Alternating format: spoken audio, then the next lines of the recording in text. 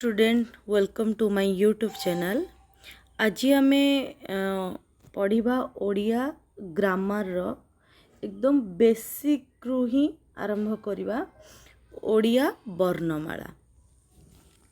कहीं ओडिया वर्णमाला पढ़ा आवश्यक आम ओडिशा रे जेतिकी भी एग्जाम रोची एमिति कि कॉम्पिटिटिव एग्जाम हो किंबा टीचिंग एग्जाम हो किछि भी एग्जाम हो तो आमे सबू को बेस करिकना ही आरंभ करिबा।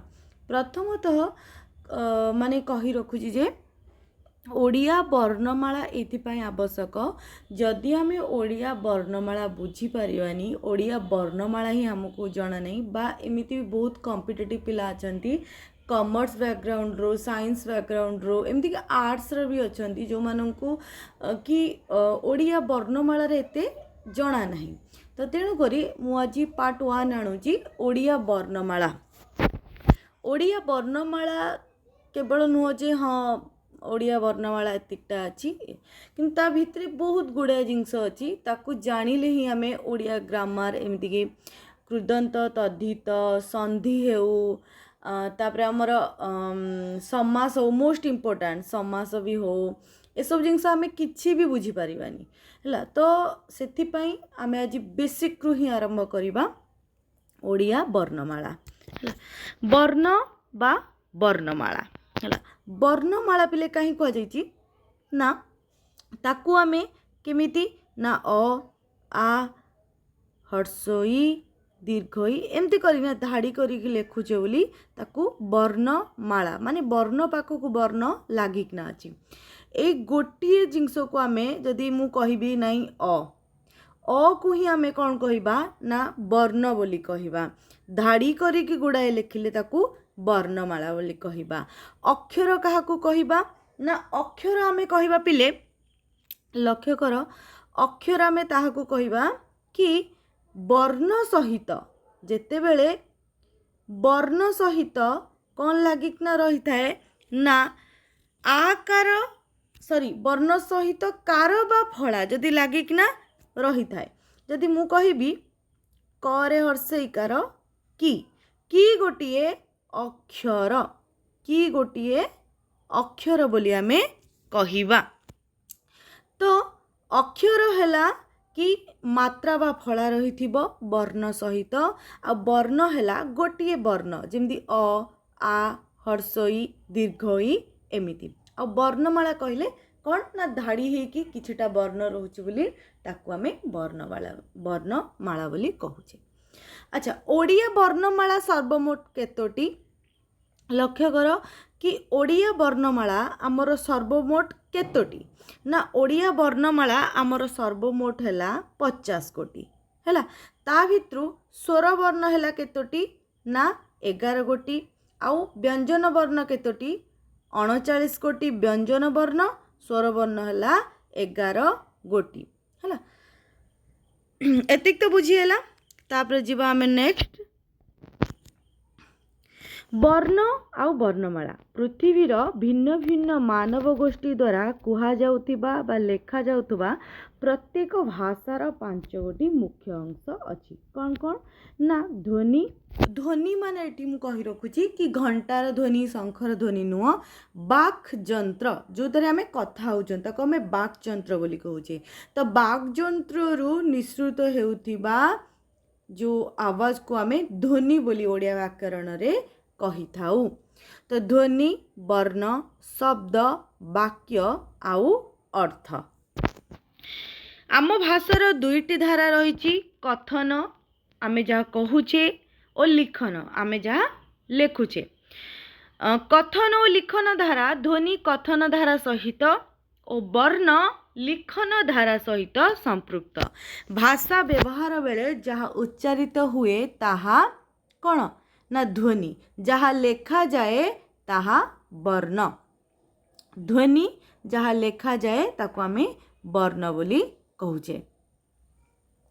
शब्द निर्दिष्ट भाषार ध्वनि बा वर्ण गुड़िकर सार्थक समाहार बा अर्थयुक्त हेले तार किछि भाव बा अर्थ रहिले ताको आमे शब्द बोली कहिबा हैला। गोटी भाषार सार्थक उपादान हेउची तार शब्द। ध्वनि बा वर्ण गुड़िकर सार्थक समष्टि गढ़ा शब्द द्वारा गोटे भाषा कौन होता है ना स्वतंत्र और स्थिर रूप पाई थाए। ए कारण ओडिया भाषा क्यों क्यों भाषा ठारू भिन्न ना जी भाषा अच्छी ओडिया भाषा रे ध्वनि और वर्णर सार्थक समष्टि अच्छी से आम भाषा अन्य सबु भाषा ठारू नियारा। शब्द गठन पाई प्रत्येक भाषार नाना प्रकार ध्वनि बा वर्ण थाए। ध्वनि माने जहाँ उच्चारण करुचंदी, वर्ण माने आमे जहाँ लिखित रूप में प्रकाश करुचंदी। आम ओडिया भाषार ध्वनि बा वर्ण हेउची स्वतंत्र। मने रख व्यंजन ध्वनि गुड़ी को हलंत दि जाए सूचाई दि जाए बा क रे हलंत क ख स। स्वर वर्ण हलंत लागे नाही। जेतले आमे गोटे ध्वनि की सूचाउचंती सबु बेले कौन होता है ना हलंत लागिकिना थाए। हलंत व्यंजन ध्वनिर सूचक चिन्ह और स्वर ध्वनिर अनुपस्थिति को सूचाए। जो हलंत लगिबो से कौन ना स्वर ध्वनिर अनुपस्थिति को सूचैब। आ हलंत होची कौन ना व्यंजन ध्वनिर सूचक चिन्ह हैला। आ जो आमर हलंत लगिबो थरे मु वर्तमान कहबी क रे हलंत लगिला, ख रे हलंत क ख ग ए सबू कौन ना गोटे गोटे कौन दर्शाऊँगी ना ध्वनि की दर्शाऊँगी। जदि केवल मु क लिखिबी ताले यह कौन ना वर्ण को दर्शेब। जदि हलंत देदेली ताले यह ध्वनि की दर्शेब। ओडिया रे 8टी स्वर ध्वनि उच्चारित हुए, मात्र 11टी स्वर वर्ण आकार रे लेखा जाए। से कौन कौन कि 8टी आमर स्वर ध्वनि किंतु 11टी आमर स्वर वर्ण। से परी ओडिया रे 33 गोटी व्यंजन ध्वनि उच्चारित हुए बा लेखिला बेले 39 गोटी व्यंजन वर्ण व्यवहार हुए। ओडिया रे सर्वमोट ध्वनि संख्या 40, वर्ण संख्या 50। ता माने ओडिया वर्णमाला संख्या आमर 50। ओडिया रे उच्चारित बा भाषिक ध्वनि समूह देख अ आ हर्षई हर्षऊ ए ऐ ओ औ ए सब कौन ना 8टी स्वर ध्वनि किंतु वर्ण संख्या केतोटी ना 11 गोटी। मने रख ओडिया रे रु ध्वनिर स्वतंत्र उच्चारण नहीं। यह केमिति ना यह कौन ना र परे यह कौन ना र परे उ है कि ना रु परी उच्चारित हुए, मात्र यार वर्ण मूल्य रही। ए उभय ध्वनिर माने दीर्घई आउ दीर्घ ए उभय ध्वनिर उच्चारण का परी ना हर्षई आउ हर्षऊ परु परी हैला। नेक्स्ट बा क ख ग घ च छ ज झ ट ठ ड ढ आउट एठी मन रख ड तले बिंदु ढ तले बिंदु दिया है। एको आमे केमती उच्चारण करिबा जदि मु खाली ड उच्चारण कली ड, जदि मु ड तले बिंदु दे देकिना उच्चारण कली ड टिके ध्वनिटा माड़ी ही आसीबो। तापरे क ठारू आरंभ करिकिना ह पर्यंत केतोटी ना 32 कोटी व्यंजन ध्वनि आउ उ निय ज स यही 5टी ध्वनिर तालबेसा और मुद्नेश यही 5टी ध्वनिर मौलिक उच्चारण आम भाषा रे नाही। मोट उपरे मौलिक ध्वनि संख्या 8, व्यंजन ध्वनि संख्या 32 नुआटा 33 ही हम। मोट ध्वनि संख्या है 40, मात्र वर्ण संख्या कौन ना 50। नेक्स्ट बा वर्णमाला वर्ण गुड़िकर समाहार तालिका को सही भाषार कौन कह जाए ना वर्णमाला बोली कहा जाए। सही भाषार वर्णमाला बोली कहा जाए। सही दुईटी भाग रही कौन कौन ना स्वर वर्ण आ व्यंजन वर्ण। स्वर वर्ण पिले केतोटी ना 11 गोटी, व्यंजन वर्ण 39 गोटी। स्वर वर्ण अन्य ध्वनिर साहाय्य न नहीं स्वाधीन भाव में बिना बाधारे उच्चारित हेउथिबा स्वर ध्वनिर सांकेतिक लिखन रूप को आमे कौन कह जाऊ ना स्वर वर्ण। वर्ण आसियो माने सेटा लिखित रूप, ध्वनि आसियो माने सेटा कथित रूप। नेक्स्ट जीवा पारंपरिक भावे हर्ष दीर्घ उच्चारण भेदरे जेमती कि हर्ष ई दीर्घ ई हर्ष उ दीर्घ उ सेमती कहूची कि पारंपरिक भावे हर्ष दीर्घ उच्चारण भेदरे स्वरवर्ण गुड़ी को हर्ष और दीर्घ दुई भाग रे विभक्त करा जाए। अ हर्ष ई हर्ष उ रु ए आउ ओ ए 6 गोटी वर्ण को आमे कौन कही थाउ ना हर्ष वर्ण एवं आ दीर्घ ई दीर्घ उ एही 3 गोटी वर्ण को दीर्घ भावे चिन्हट करि थाउ। हाँ अ को आमे कौन कही थाउ ना अ को आमे बना बोली कही थाउ। तापरे अई औ दुईटी संयुक्त स्वर वर्ण अई उच्चारण बेले अ ठारू हर्षई एवं औ उच्चारण बेले अ बा ओ ठारू उ आड़ को ध्वनि चलमान हेबा परी लागे। जेमिति कि आमे देखिबा कि कौन कहूँ से कहूँ कि अई आउ दुईटी संयुक्त स्वर वर्ण संयुक्त स्वर वर्ण बोली कहीं कह जाउची से कहूँ जो आम अई उच्चारण करूचंती कौन ना अ ठारू ई पर्यंत लम्बुची जमती कि मु उच्चारण करी अई अ आसूची शेष रे कौन आसूची ना ई आसूची हैला एवं औ उच्चारण बेले अ ठारू ओ सेमती औ अ ठारू ओ पर्यंत आसूची। तेणु ए दुईटू संयुक्त स्वर और वर्ण एटा वर्ण वर्ण दुईटू संयुक्त स्वर वर्ण बोली कहा जाए। हर्ष दीर्घ संयुक्त स्वर सह रु स्वतंत्र उच्चारित ध्वनिर संकेत भावे 11टी स्वर वर्ण व्यवहृत हुए। नेक्स्ट जीवा ओडिया वर्णमाला रे स्थानित स्वरवर्ण गुड़िक हेउची देखिले आमर ना कौन अ ठारू ओ पर्यंत व्यवहृत हेउथिबा ए चिन्हटा को आमे कौन कहिबा ना ए चिन्हटा को पिले आमे लू बोली कहि थाउ। ए लू रो व्यवहार कोठी ना आमर अभिलेख मानकरे ए लू रो व्यवहार हेउथिला किंतु वर्तमान ओडिया भाषा रे ए लू रो व्यवहार नाही ता सहित दीर्घरू ता सहित ए दीर्घरूर भी व्यवहार आम ओडिया भाषा रे नाही बा आधुनिक ओडिया भाषा रे लू आउ दीर्घरूर व्यवहार नाही।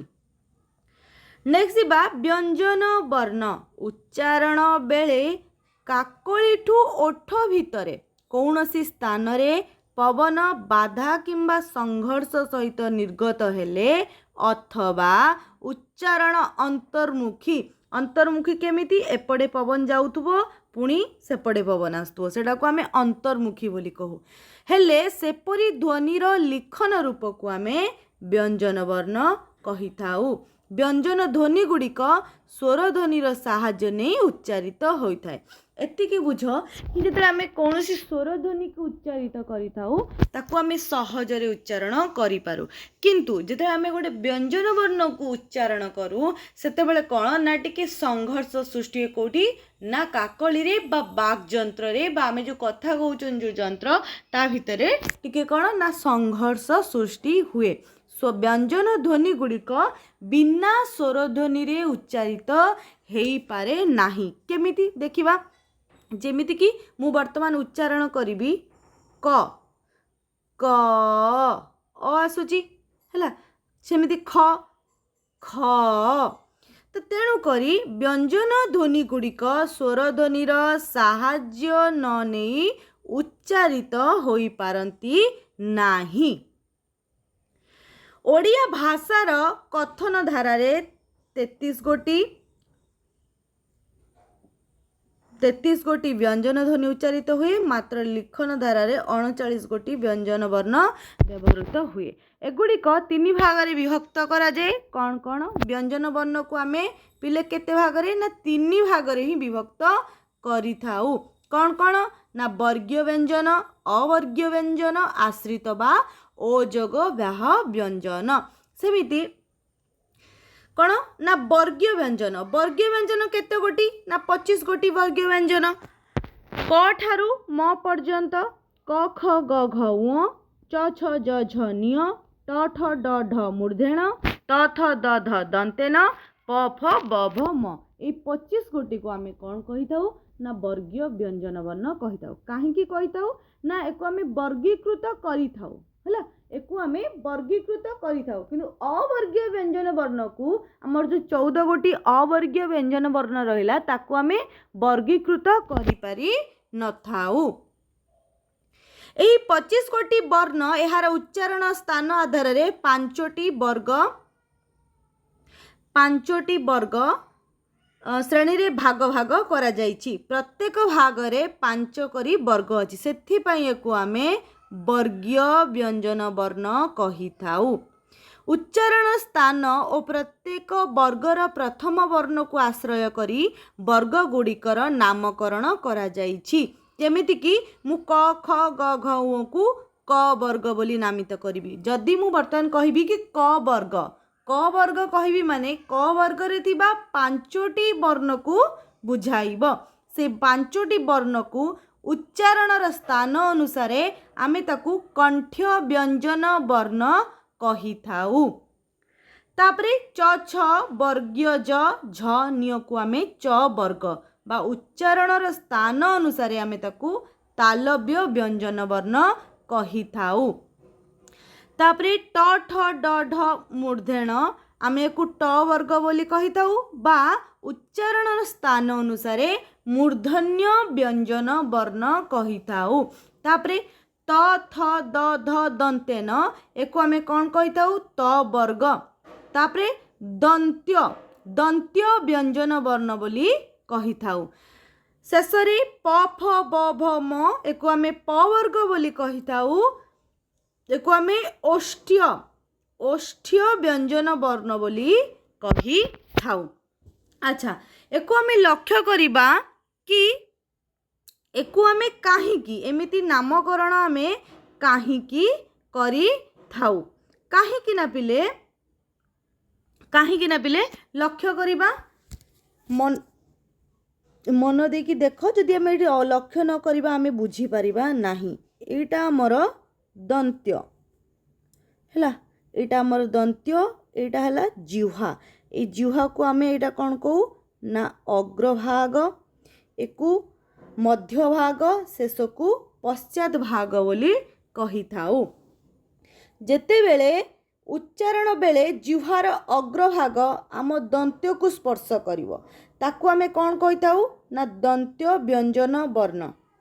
दंत्य व्यंजन वर्ण रे जेतिकी त वर्ग रहिला से सबु जाक कौन ना जेमिति कि जिह्वार अग्रभाग दंत्य को बा दांत को स्पर्श करुची। आमे उच्चारण करी देखिबा त थ द ध दंते न सबु जाक जिह्वार अग्रभाग कौन होउची ना दंत को स्पर्श करुची। ए अग्रभागटा दंत को स्पर्श करुची। तापरे दांत को लागी किना गोटे अंश थाए से अंश को आमे कौन कहू ना तालु बोली कहू हला सॉरी से अंश को आमे कौन कहू हाँ तालु बा तालव्य बोली कही थाउ। जेमिति कि च छ ज झ न्य हला एको आमे तालु बोली कही थाउ। तापरे कौन ना ई मूर्धन्य केमिति हबो ना तालुर ऊपर अंशटा को आमे मूर्धा बोली कही थाउ। तालुर ऊपर अंश को आमे मूर्धा बोली कही थाउ। सेमिति जिह्वार अग्रभाग जेते बेले दंतर स्पर्श करिवो एई दंत्य व्यंजन वर्ण आमे उच्चारण करंती। जिह्वार अग्रभाग जेते बेले तालु को स्पर्श करिवो आमे तालव्य व्यंजन वर्ण उच्चारण करंती। तबे जिह्वार अग्रभाग जेते बेले मूर्धा को माने तालुर ऊपर अंशटा को आमे मूर्धा बोली कहू।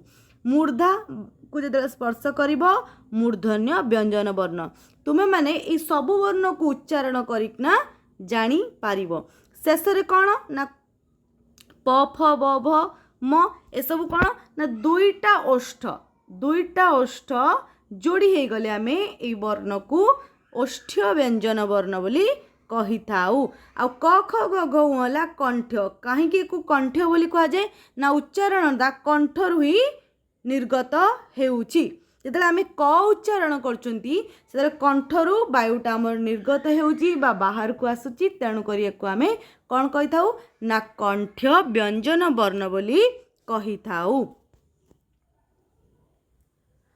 ପ୍ରତ୍ୟେକ ବର୍ଣ୍ଣର ସ୍ୱତନ୍ତ୍ର ଉଚ୍ଚାରଣ ପଦ୍ଧତି ବା ବୈଶିଷ୍ଟ୍ୟ ରହିଛି।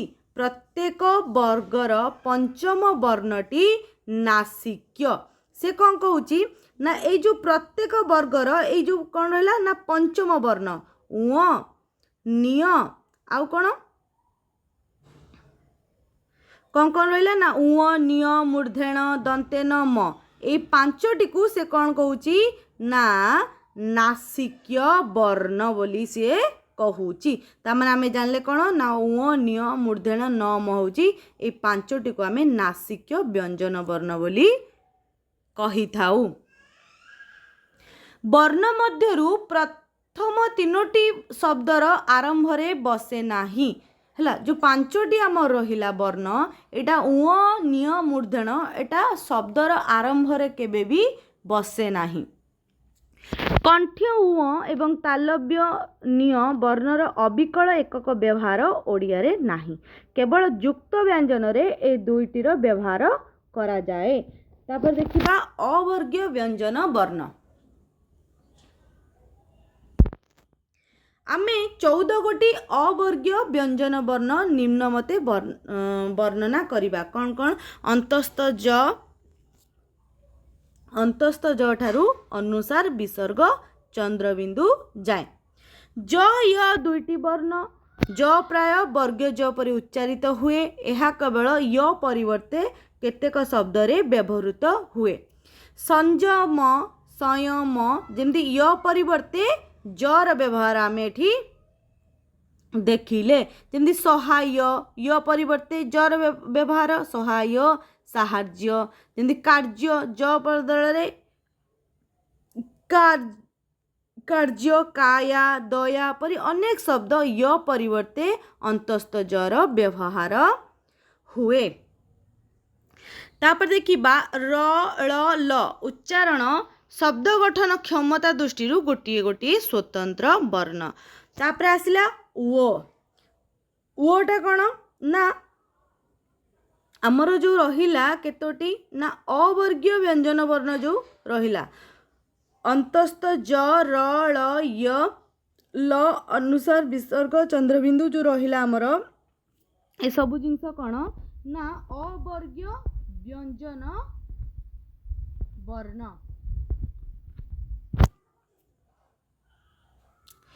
ସେ କହୁଛି ଓ ନିରୁତା ଓଡ଼ିଆ ଶବ୍ଦର ଏକକ ବ୍ୟବହାର ନାହିଁ।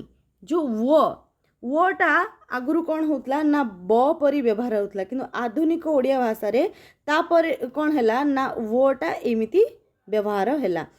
ତା ପୂର୍ବରୁ ପ୍ରଥମେ ବ ଭଳିଆ ବ୍ୟବହାର ହେଉଥିଲା, ତାପରେ କ'ଣ ବ୍ୟବହାର ହେଲା ନା ବରେ ମଝିରେ ଏଇ ବିନ୍ଦୁ ଦେଇକିନା ବ୍ୟବହାର ହେଲା, ତାପରେ ଓ ବ୍ୟବହାର ହେଲା। ସେ କହୁଛି ଓ ନିରୁତା ଶବ୍ଦରେ ଏକକ ବ୍ୟବହାର ନାହିଁ। ମାତ୍ର ଯେତେବେଳେ ଆମେ ଇଂରାଜୀ ଶବ୍ଦ ଓଡ଼ିଆରେ ଲେଖୁଛନ୍ତି ଯେମିତି ୱିକେଟ୍ ୱାପସ ୱାରେଣ୍ଟ ଏଇସବୁରେ ଓ ବ୍ୟବହାର ହୁଏ। ତାପରେ ତାଲବ୍ୟସ ମୂର୍ଧନ୍ୟସ ଆଉ ଦନ୍ତେସ ତାପରେ ହ ଏଇ 4 ଗୋଟି ଅବର୍ଗୀୟ ବର୍ଣ୍ଣ ଉଚ୍ଚାରଣ ବେଳେ ବାୟୁର ଗତିରେ ସଂଘର୍ଷ ଘଟି ମୁଖ ବିଭର ବା ମୁଖ ଭିତରେ ସଂଘର୍ଷ ସୃଷ୍ଟି ହୋଇଥାଏ। ତେଣୁକରି ଏହାକୁ ଆମେ ଉଷ୍ମ ଧ୍ୱନି ବା ଉଷ୍ମ ବର୍ଣ୍ଣ ବୋଲି କହିଥାଉ। ଉଷ୍ମ ଧ୍ୱନି ଉଚ୍ଚାରଣରେ ଉଷ୍ମ ବର୍ଣ୍ଣ ଲିଖିତ ଆକାରରେ।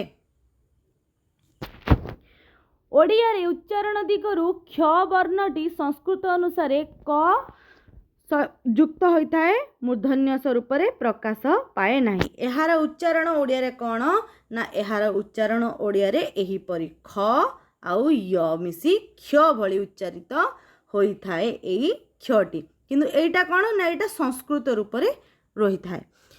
ଏକ ସରଳ ଯୁକ୍ତାକ୍ଷର ଓ ସ୍ୱତନ୍ତ୍ର ଉଚ୍ଚାରଣ ସହିତ ଶବ୍ଦର ଆଦ୍ୟ ମଧ୍ୟ ପ୍ରାନ୍ତ ସ୍ଥଳରେ ବସୁଥିବାରୁ କ୍ଷ ଓଡ଼ିଆ ବର୍ଣ୍ଣମାଳାର ସ୍ୱତନ୍ତ୍ର ବର୍ଣ୍ଣ। ତେଣୁକରି ଆମେ କ୍ଷକୁ ସ୍ୱତନ୍ତ୍ର ବର୍ଣ୍ଣ ବୋଲି କହିଥାଉ। ତାପରେ ଅନୁସାର ବିସର୍ଗ ଚନ୍ଦ୍ରବିନ୍ଦୁ ଏହି 3ଟି ଅବର୍ଗୀୟ ବ୍ୟଞ୍ଜନ ବର୍ଣ୍ଣ स्वाधीन भाव जोग होई शब्द गठन करि पारंती नाही। ए हेतु एगुड़ी को आमे अजोगवाह बा आश्रित वर्ण बोली आमे कही थाउ। अनुसार विसर्ग चंद्रबिंदु को आमे अजोगवाह बा आश्रित वर्ण बोली कही थाउ। अन्य वर्णर आश्रय करी ए तीनोटी रूप पाइथिबारु बा शब्द रे जोग होइथिबारु एगुड़ी को आमे आश्रित व्यंजन वर्ण बोली कही थाउ। तापर देखिबा हमर स्वतंत्र वर्ण गुड़ी को कौन कौन रहुची ना वर्गे ज अंतस्थ ज तापर ज आउ य ल आउ ल आ तीनोटी स तालव्य स। तालव्य स केमती हेची ना जिह्वार अग्रभाग तालु रे स्पर्श करूची। तेणुक तालव्य स को नेइना जेतिकी शब्द रहिला से शब्द आमे केमिति जानी परिबा जे एई शब्द रे एई स व्यवहार होची। ततरा आमे उच्चारण करिबा से जेमती गणेश संतोष जेति स आसुची जिह्वार अग्रभाग जदि तालु को स्पर्श कला ताले तालवेश। जिह्वार अग्रभाग जदि मूर्धा को स्पर्श कला मूर्धन्यस। जिह्वार अग्रभाग जदि दंत्य बा दांत को स्पर्श कला दंतेश। तेणु उच्चारण अनुसार ये तीनोटी स्वर नामकरण करा जाई अछि बा तीनोटी स्वर वर्णर नामकरण अछि। तेणु ये तीनोटी को आमे स्वतंत्र वर्ण बोली कही थाउ। ता सहित वर्गे ज अंतस्थ ज को स्वतंत्र वर्ण अंतस्थ ज बा य को स्वतंत्र वर्ण ल बा ल को स्वतंत्र वर्ण आउ कौन ना हर्षई दीर्घई हर्षौ दीर्घ को गोटे गोटे स्वतंत्र वर्ण बोली आमे कही थाउ। एगुड़िक सबु हैला स्वतंत्र वर्ण। कारण एगुड़िक व्यवहार और स्थान बदली गले शब्दर अर्थ और भाव भी बदली जाए। जेमिति कि जाई जाई आमे काकू कही थाउ गोटे हैला जाई हमर जो डाली डाली को कही थाउ आ गोटे जाई अलगा काल काल बस बस माने सबु स्वर जदि बदली जीव तार भाव और अर्थ भी बदली जीव। दीर्घ दिन धरी ओडिया लिखन परंपरा रे अवर्गीय ब वर्ण को वर्गीय ब किंबा वर्ण भितर बिंदु देई जेमती कहली कि मु ब भितर बिंदु देई ना लेखा जाऊ थिला। ठीक कहा परी ना एही परी हला। अवर्गीय ब निमित्त एबे विकल्प रे वो को वर्ण संकेत लिपि भावे व्यवहार करागलानी। आधुनिक ओडिया वर्णमाला रे आमे एई ब को व्यवहार करूछंती। अंतस्थ ज र ळ व तालवेश मूर्धनेश दंतेश ह क्ष य ल अनुसार विसर्ग चंद्रबिंदु ए 14 गुटी को आमे कौन कही थाउ ना अवर्गीय व्यंजन वर्ण। अंतस्थ ज ठारू अनुसार विसर्ग चंद्रबिंदु जाए हैला। एतिक थिला तुमर आज पार्ट 1 रे। नेक्स्ट आमे पढ़िबा कोन मात्रा बा फला। नेक्स्ट आमे पढ़िबा मात्रा बा फला। जदि वीडियोटी तुमको भल लगी लाइक शेयर और सब्सक्राइब निहाती करिवो आउ कमेंट बॉक्स रे निहाती जणाइबो तुमको क्लास टी केमिति लागिला। धन्यवाद।